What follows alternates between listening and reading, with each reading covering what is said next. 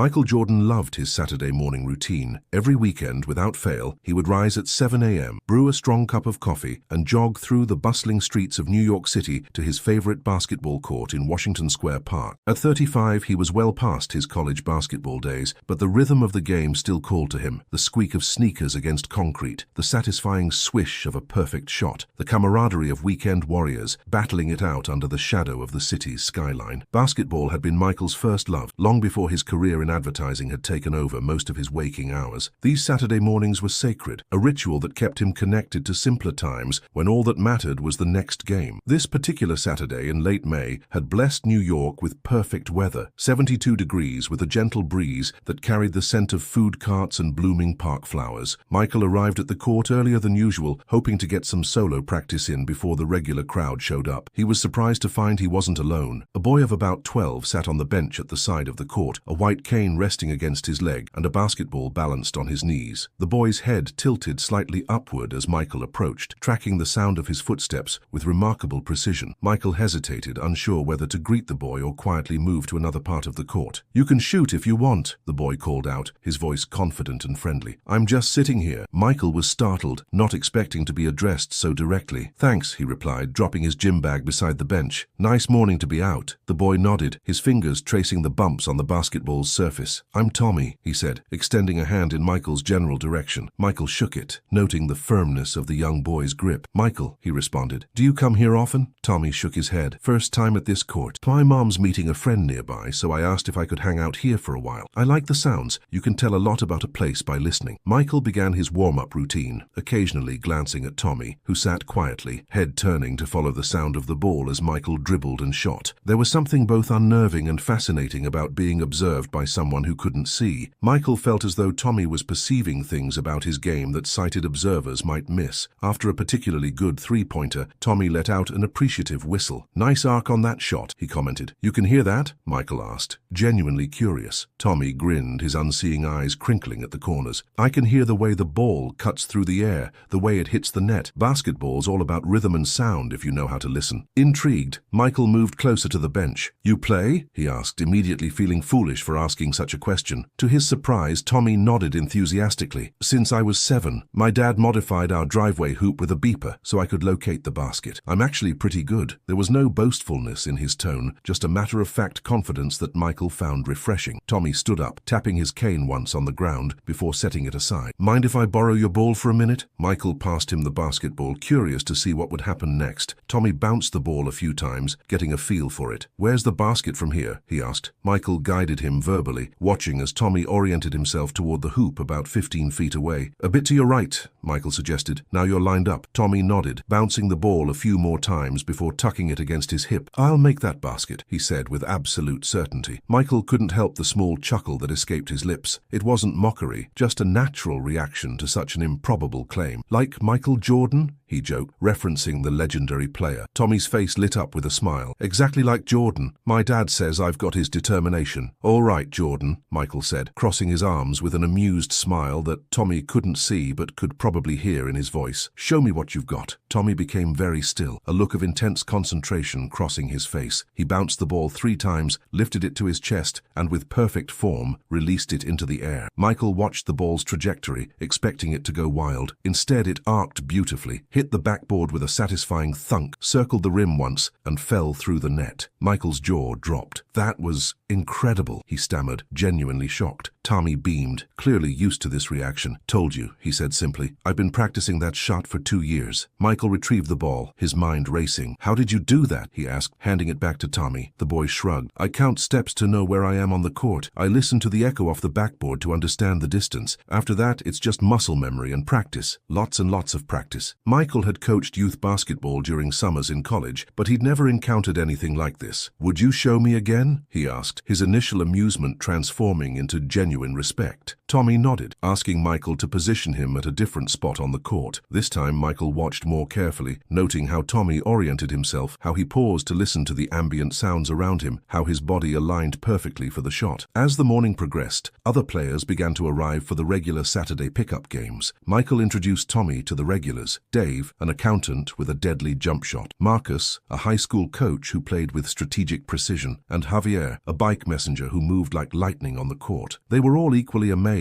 by Tommy's abilities, and what had started as a solo practice session transformed into an impromptu skills workshop with Tommy at the center. "Kid, you've got to show us your technique," Marcus insisted after Tommy sank his 5th consecutive free throw. "I've got players with perfect vision who can't shoot that consistently." Tommy was clearly enjoying the attention, but Michael noticed he was starting to tire. "Maybe we should take a break," he suggested, guiding Tommy back to the bench. The boy sat down, his face flushed with exertion and excitement. "That was fun," he said, reaching for his water bottle. "Usually people don't give me a chance to play. They're too worried I'll get hurt or something." Michael felt a pang of guilt, remembering his initial reaction of amusement. "Well, they're missing out," he said honestly. "You've got serious skills." Tommy smiled appreciatively, then tilted his head as if listening for something. "That's my mum," he said, standing up just as a woman appeared at the edge of the court, looking relieved to see Tommy engaged in conversation rather than sitting alone. After introductions were made and Tommy's mother, Sarah, thanked Michael for keeping an eye on her son,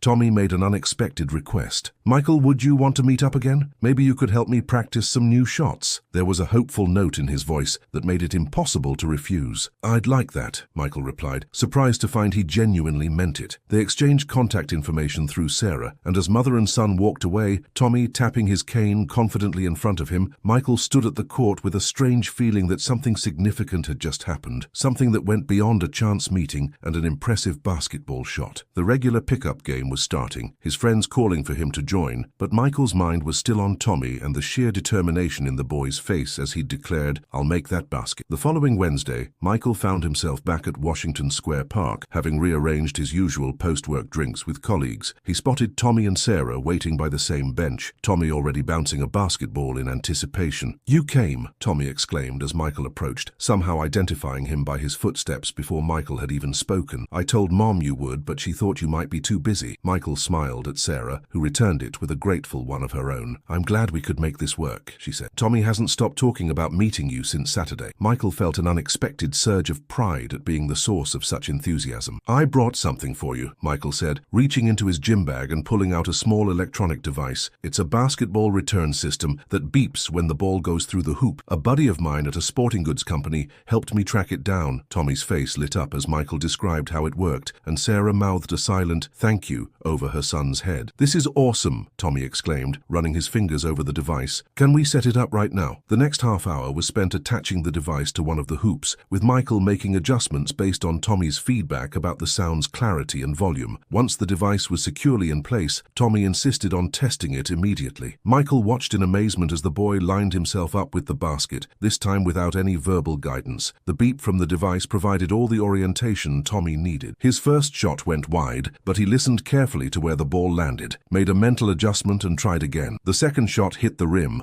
setting off the device's sensor. By the third attempt, the ball sailed cleanly through the net, triggering a triumphant beeping sound that brought a huge smile to Tommy's face. "Did you see that?" he called out excitedly, then laughed at his own choice of words. "I mean, did you hear that?" As they settled into a practice routine, Michael was struck by Tommy's methodical approach to the game. Where sighted players might rely on flashy moves or complicated footwork, Tommy had broken basketball down to its mathematical essentials: angles, distances, force, and timing. He practiced with a discipline that Michael had rarely seen in players 3 times his age. "My dad always says that limits are just invitations to get creative," Tommy explained as they took a water break. "When I first started playing, we tried all sorts of things: bells inside the ball, strings running from the basket to my hand, audio descriptions of the court. Most of them didn't work, but each failure taught us something new." The mention of Tommy's father made Michael curious. He hadn't seen or heard about the man participating in these sessions. "Your dad sounds like a smart guy," Michael commented casually. "Does he play basketball too?" A shadow passed briefly over Tommy's face. "He used to. He's a Marine, currently deployed overseas. 3rd tour in 2 years." There was pride in Tommy's voice, but but also a quiet longing that made Michael's heart twist. "That's tough," Michael said gently. "You must miss him a lot." Tommy nodded, his fingers tightening around his water bottle. "Mum says he'll be home for Thanksgiving this year. I'm practicing extra hard so I can show him how much I've improved." Sarah, who had been sitting quietly reading a book during their practice, looked up at this exchange. "Tommy's dad built a court in our backyard before he left," she explained, complete with audio markers and tactile lines on the ground. "He videotapes all of Tommy's progress so his dad can watch it." Michael nodded, understanding better now the source of Tommy's determination. The boy wasn't just playing for the love of the game, he was creating a connection to his absent father through every dribble, every shot, every moment of practice. Basketball was their shared language, maintained across thousands of miles and months of separation. Their session continued, with Michael introducing new drills and techniques that Tommy absorbed with remarkable speed. By the end of the 2 hours, they had gathered a small audience of curious onlookers, many of whom had stopped to watch in disbelief as the blind boy sank shot after shot. When a group of teenagers asked if Tommy could teach them his free throw technique, Michael felt a surge of protective instinct, ready to intervene if they were mocking him. But Tommy handled the interaction with grace, demonstrating his approach and accepting their genuine amazement with modest pride. "He's always been like that," Sarah commented quietly to Michael. "Never wants to be treated differently, never uses his blindness as an excuse." As the evening wound down and the park began to empty, Tommy made an unexpected suggestion. "We should have a competition," he proposed, his face animated with excitement. "Not just practice, but an actual game where I can show what I can really do." Michael raised his eyebrows, looking to Sarah for guidance. She shrugged, a smile playing at her lips. "He's always looking for a challenge," she said. "Gets that from his father." Michael considered the idea, his mind immediately running through the logistics of organizing a fair competition that would showcase Tommy's skills without setting him up for frustration or failure. "What kind of competition did you have in mind?" Michael asked, genuinely curious. Tommy bounced the ball thoughtfully, his face tilted upward as if looking at the darkening sky. "A free throw contest," he said finally. "Me against some of your best players. 25 shots each. Highest percentage wins." There was no bravado in his voice, just the same matter-of-fact confidence Michael had noticed during their first meeting. "That's a serious challenge," Michael said, not wanting to dampen Tommy's enthusiasm but also wanting to be realistic. "Those guys have been playing for decades." Tommy's smile was unshaken. "So have I, in my own way. And I've been practicing with a disadvantage they've never had to overcome." Michael couldn't argue with that logic. "All right," he agreed. "Let me talk to the guys. Maybe we can set something up for next Saturday morning." Tommy's face lit up with excitement. "Perfect. That gives me 9 days to practice." The methodical way he immediately began calculating practice sessions in his head made Michael smile. As they packed up their gear and prepared to leave, Tommy hesitated, then asked in a slightly smaller voice, "Do you think people will come? To watch, I mean." The question revealed a vulnerability beneath the confident exterior, a reminder that despite his extraordinary abilities, Tommy was still a 12-year-old boy seeking validation and acceptance. "Kid, once word gets out about what you can do, we'll need crowd control," Michael assured him, meaning every word. He had already mentally compiled a list of friends and colleagues who would be amazed by Tommy's skills. "In fact," he continued, a new idea taking shape, "I think we should make this an event, not just a competition, but a demonstration, a chance for people to see basketball from a completely different perspective." Tommy's expression brightened at this suggestion. "Like a show?" he asked. "Exactly," Michael confirmed. "A show that challenges what people think is possible." As they parted ways with plans to meet again for practice on Saturday, Michael felt an excitement he hadn't experienced in years. What had begun as a chance encounter was evolving into something meaningful, not just for Tommy, but for Michael himself, whose routine life had been unexpectedly enlivened by this remarkable young athlete. The next 9 days passed in a whirlwind of activity. Michael, energized by Tommy's enthusiasm, threw himself into organizing the event with the same intensity he typically reserved for major advertising campaigns. He created a social media event page, designed simple flyers to post around the neighborhood, and enlisted his regular basketball crew to spread the word throughout New York's pickup game circuit. To his surprise, interest in the event snowballed rapidly.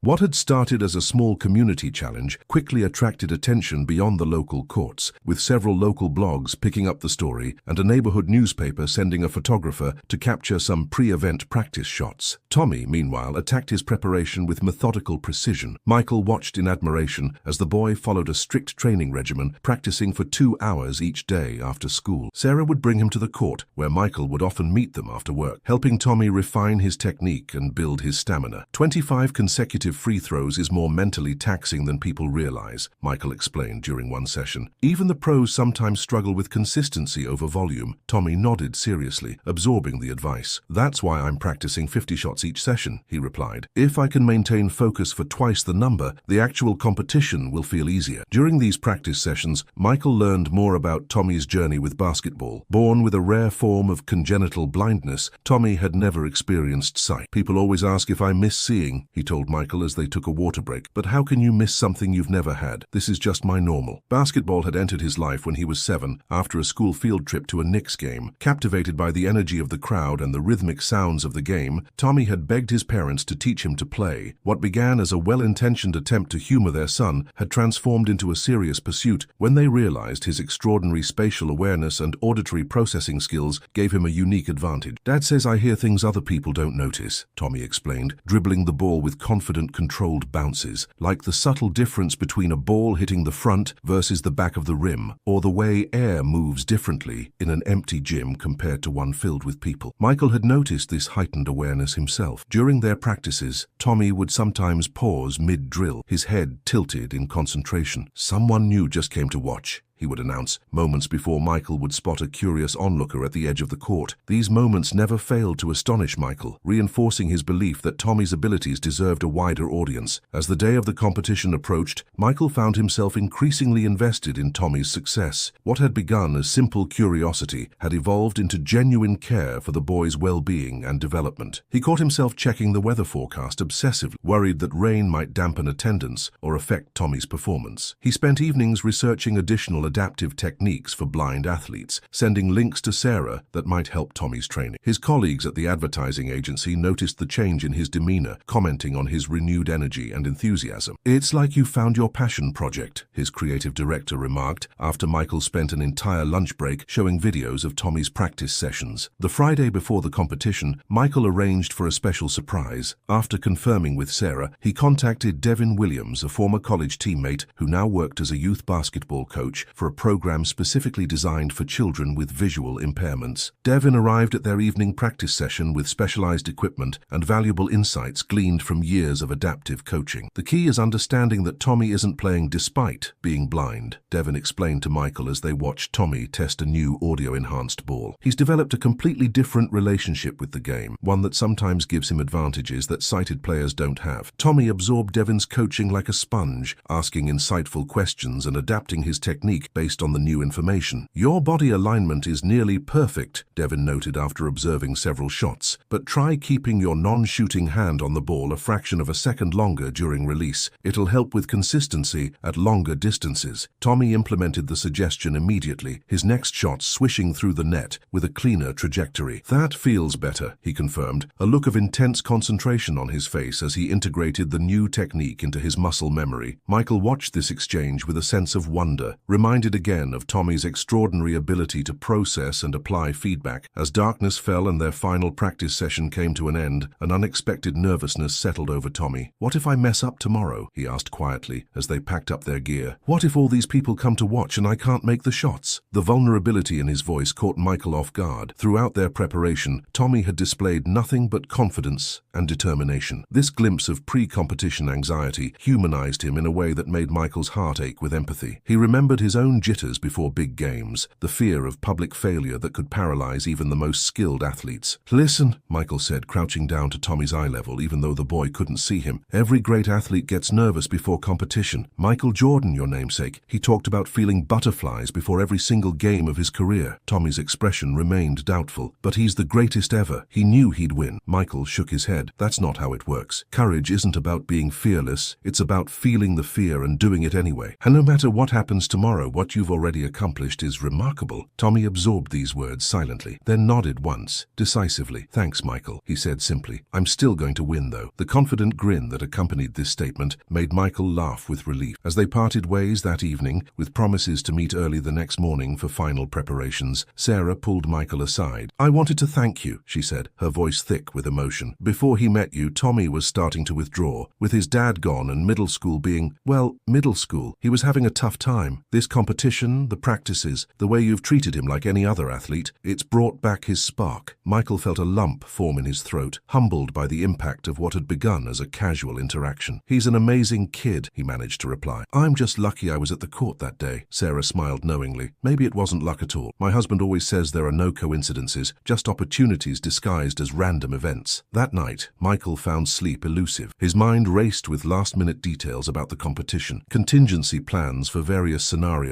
and thoughts about how dramatically his life had changed in just 2 weeks. Before meeting Tommy, his Saturdays had been pleasant but predictable, a comfortable routine that had begun to feel increasingly hollow as he watched friends build families and pursue passions beyond their careers. Now he felt reinvigorated, connected to something larger than himself. As he finally drifted off to sleep, Michael realized that regardless of the outcome of tomorrow's competition, he had already received a precious gift, a renewed perspective on what truly mattered in life, taught to him by a 12-year-old boy who saw the world more clearly than many with perfect vision. Morning arrived with ideal conditions, clear skies, mild temperature, and just enough breeze to keep things comfortable without affecting ball flight. Michael arrived at the court an hour early to find a small army of volunteers already setting up. His basketball friends had spread the word effectively, and people from across the community had stepped up to help. Javier was installing temporary bleachers borrowed from a local school. Marcus had brought a professional sound system. Dave was setting up a refreshment stand, with proceeds designated for the visual impairment sports program that Devin coached. Michael stood for a moment, overwhelmed by the generosity and enthusiasm surrounding an event that had begun as a simple challenge between friends. Tommy arrived 30 minutes before the scheduled start time, accompanied by Sarah and, to Michael's surprise, a small entourage of classmates and teachers from his school. The boy moved with purpose, his cane tapping confidently as he navigated the increasingly crowded park. When he reached Michael, his face was composed, the nervousness of the previous evening replaced by focused determination. "It sounds like a lot of people," he commented, his head tilting as he processed the ambient noise. "More than I expected." Michael surveyed the growing crowd, which already numbered over 100 people and continued to swell as curious passers-by stopped to investigate. "Word spread," he confirmed. "Looks like you've got quite an audience." Tommy nodded, a small smile playing at his lips. "Good," he said simply. "More people to witness history." By 10 o'clock, Washington Square Park had transformed into an impromptu arena. The basketball court was surrounded on all sides by spectators, some seated on the borrowed bleachers, others standing in clusters around the perimeter. Michael estimated the crowd at nearly 300 people, an astonishing turnout for an event organized in just over a week. Local businesses had joined the effort, with a nearby coffee shop providing free beverages for the volunteers and a sporting goods store donating equipment for future adaptive basketball programs. The atmosphere was festive but respectful, with an undercurrent of genuine curiosity about what they were about to witness. Michael, serving as both organizer and master of ceremonies, stepped to the center of the court with a wireless microphone. "Good morning, everyone," he began, his voice carrying clearly through the sound system. "Thank you all for coming to what I believe will be one of the most memorable sporting events in Washington Square Park history." A cheer went up from the crowd, and Michael waited for it to subside before continuing. "Today's competition is simple in format, but profound in purpose. It's about challenging our perceptions of what's possible, about redefining limitations, and about celebrating extraordinary achievement in any form." He went on to explain the rules of the contest. 25 free throws each for Tommy and for the champion, representing the regular Saturday players, with the highest percentage determining the winner. The crowd's champion was Marcus Johnson, a former Division II college player whose free throw percentage in their weekend games hovered around 85%, well above the NBA average. At 42, Marcus still maintained the disciplined form and mental focus that had made him a formidable player in his younger years. As he was introduced, he jogged onto the court with a friendly wave to the crowd, then walked directly to Tommy, who stood calmly at the free throw line. "Hey, young man," Marcus said, extending his hand. "It's an honor to compete with you today." Tommy shook the offered hand firmly. "Likewise," he replied, with the poise of someone much older. "May the best shooter win." This exchange drew appreciative applause from the spectators, setting a tone of mutual respect that elevated the event beyond mere competition. A coin toss determined that Marcus would shoot first. As he took his position at the line, the crowd fell respectfully silent, creating the focused atmosphere that free throw shooters prefer. Marcus established his routine: 3 dribbles, a deep breath, and a fluid motion that sent the ball in a perfect arc toward the basket. Swish. The crowd applauded politely as he repeated the process, making his second second shot with equal precision. Shot after shot, Marcus demonstrated the consistency that had made him a weekend legend, his form never wavering, his concentration absolute. When his 25th shot fell cleanly through the net, the crowd erupted in applause. The final tally, 22 made, 3 missed, for a percentage of 88%, even better than his usual performance. Tommy had been sitting quietly on the bench during Marcus's turn, his head slightly tilted as he listened to each shot, registering the sounds of makes and misses. When Michael announced Marcus's final score, Tommy nodded thoughtfully, showing no sign of intimidation at the impressive result. As he rose and made his way to the free throw line, guided verbally by Michael, a hush fell over the crowd. Many were seeing Tommy shoot for the first time, and despite the advanced publicity, there was still skepticism in the air. How could a blind 12-year-old possibly compete with an experienced adult player? The silence was charged with a mix of curiosity, skepticism, and hope. Standing at the line, Tommy took a moment to orient himself. He bounced the ball 3 times, listening to the echo from the backboard to confirm his position. The audio device attached to the basket emitted a soft, constant tone that helped him locate the target. His face settled into an expression of intense concentration, the outside world seemingly fading away as he focused entirely on the task at hand. His first shot, released with perfect form, his body aligned precisely toward the basket, arced through the air,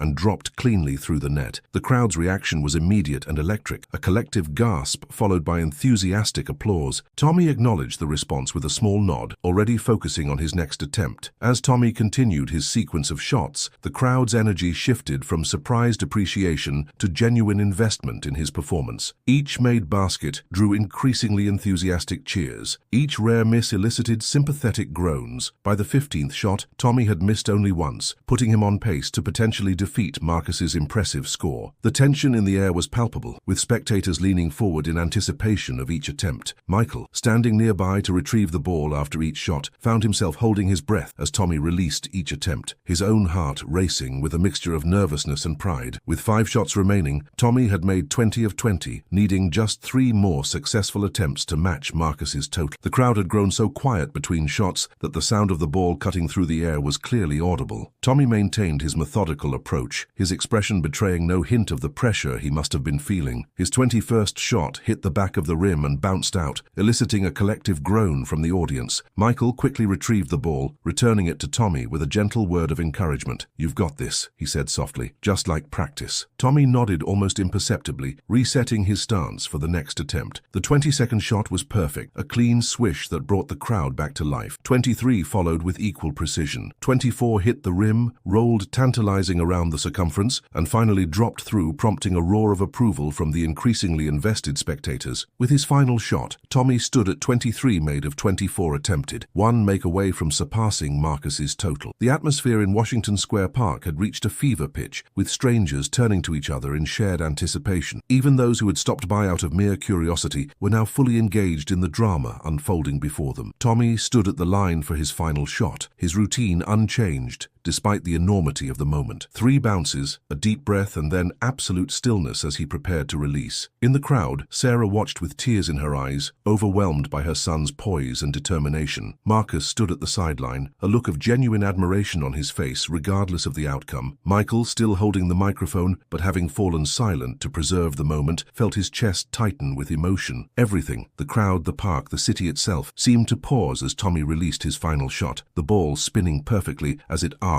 toward the basket. The shot fell through the net with a satisfying swish, barely disturbing the net as it passed through. For a heartbeat, there was complete silence as the reality registered. Tommy had made 24 of 25 attempts, a 96% success rate that had defeated a former college player on even terms. Then the crowd erupted, a wall of sound that seemed to physically lift Tommy off the ground as he raised his arms in triumph, his face radiant with joy. Marcus was the first to reach him, enveloping the boy in a congratulatory hug that acknowledged both his victory and his exceptional skill. "That was the most amazing shooting I've ever witnessed," Marcus said sincerely, his voice carrying through the microphone Michael had left on, "and I've played with professionals." The celebration that followed was spontaneous and heartfelt. Spectators pressed forward to congratulate Tommy, many requesting to shake his hand or take photos with him. Local news crews that had arrived to cover a human interest story now found themselves documenting a genuine sporting achievement. Through it all, Tommy maintained the same quiet dignity that had characterized his performance, accepting congratulations with genuine gratitude, but never showing a hint of arrogance. When a young girl with thick glasses asked how he had learned to to shoot so well without seeing, he spent several minutes explaining his techniques, encouraging her to try developing her own unique approach to challenges. Michael watched this interaction from a slight distance, giving Tommy his moment in the spotlight while maintaining a protective presence. The event had exceeded his wildest expectations, not just in attendance and execution, but in its fundamental message. What had begun as a curious encounter had evolved into a powerful demonstration of human potential and the arbitrary nature of perceived limitations. As the crowd began to disperse and volunteers started dismantling the temporary setup, Michael caught Sarah's eye across the court. She mouthed a silent "thank you," wiping away tears of pride and happiness. Michael nodded in acknowledgement, feeling a complex mix of emotions himself: pride in Tommy's achievement, gratitude for the opportunity to be part of it, and a profound sense that his own life had been permanently altered by the experience. The days following the competition brought a whirlwind of attention that none of them had anticipated. Local news coverage expanded to include segments on regional stations, with one particularly well-produced piece going viral on social media. Tommy was invited to demonstrate his techniques on a morning talk show, where his articulate explanations and unassuming demeanor charmed viewers across the city. Michael found himself fielding calls from sports programs interested in adaptive basketball, charitable organizations seeking partnerships, and even a book publisher inquiring about Tommy's story. Through it all, Tommy maintained the same grounded perspective, insisting that he wasn't extraordinary. He had simply found his own path to mastering a skill he loved. 3 weeks after the competition, Michael received an unexpected email that made his heart race. The New York Knicks organization had seen the coverage and wanted to invite Tommy to shoot at Madison Square Garden during halftime of an upcoming preseason game. When Michael called Sarah to share the news, she was momentarily speechless. "They want him to perform at the Garden?" she finally managed to ask, her voice thick with emotion. "The actual Madison Square Garden?" Michael confirmed the details, adding that the team wanted to use the opportunity to highlight their community programs for children with disabilities. When Tommy heard about the invitation, his typical composure briefly gave way to unrestrained excitement. "Dad's favorite team," he exclaimed. "We have to record everything so he can see it when he comes home." Preparation for the Madison Square Garden appearance became their new focus. Michael arranged for them to visit the arena in advance, allowing Tommy to familiarize himself with the acoustics of the massive space. Very different from the open-air court at Washington Square Park, the Knicks organization proved remarkably accommodating, providing extended access to the court and connecting Tommy with their shooting coach, who was fascinated by the boy's unique approach to the game. "You've developed techniques that could benefit any player," the coach observed after watching Tommy practice. "Your understanding of rhythm and balance is exceptional." These professional validations meant more to Tommy than all the media attention, reinforcing his identity as a serious athlete rather than a human interest story. The night of the preseason game arrived with perfect timing. Tommy's father had managed to secure a rare video call from overseas, allowing him to watch a live stream of the halftime performance. The pressure of the situation would have overwhelmed many adults, let alone a 12-year-old stepping onto the famous hardwood for the first time. But Tommy approached the challenge with the same methodical focus he brought to everything, working with the arena sound technicians to ensure the audio cues were properly set up, walking the court repeatedly to internalize the distances, and practicing his shooting form until it was second nature. Michael, watching from the sidelines, marveled at the boy's composure in an environment that would intimidate seasoned professionals. When halftime arrived and Tommy was introduced to the crowd of thousands, a curious thing happened. The typical halftime restlessness, fans leaving for concessions or chatting among themselves, gave way to attentive silence